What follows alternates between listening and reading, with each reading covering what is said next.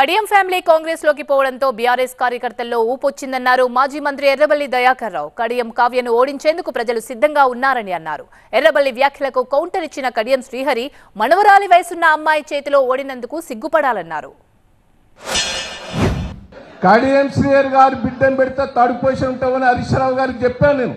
హరీష్ రావు గారు ఏమన్నారంటే అటు ఇటు ఉన్నాడే పెడదామని, పోయేటట్టున్నాడు అది ఇదని అన్నాడు. నేను ఒకటే రిక్వెస్ట్ చేసిన, ఆమెను పెడితే థర్డ్ పొజిషన్ ఉంటుందని చెప్పాను. ఏదో పెట్టారు, పెట్టిన తర్వాత నిరుత్సాహపడ్డారు. నేను ఇప్పుడు హరీష్ అన్నకు చెప్తున్నా, ఆమె కాంగ్రెస్ పార్టీ టిక్కెట్ తెచ్చుకోవడమే కార్యకర్తల్లో ఊపొచ్చిందని కూడా ఈ సందర్భంగా మీకు తెలియజేస్తున్నాను. కాంగ్రెస్ ప్రభుత్వం పనులు చేస్తలేదని జనంలో కొంత నిరుత్సాహం ఉండే.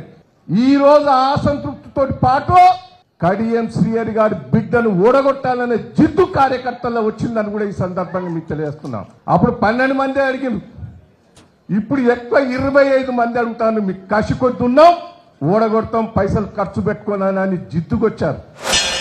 దయాకర్ రావు గారు ఒకటి గుర్తుపెట్టుకోవాలి, 100 కోట్ల రూపాయలు ఖర్చు పెట్టి పాలకుర్తి నియోజకవర్గంలో పనులు చేస్తే నీ మనమరాలి వయస్సున్న అమ్మాయి చేతిలో చావు దెబ్బతిన్నావు.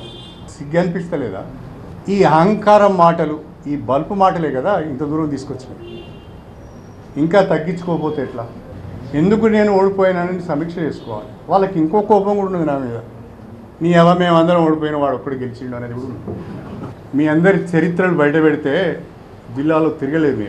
మీరు చేసిన అవినీతి, మీరు చేసిన భూ కబ్జాలు, మీరు చేసే దారుణాలు, ఇవన్నీ కనుక బయట పెడితే మీరు తిరగలేరు.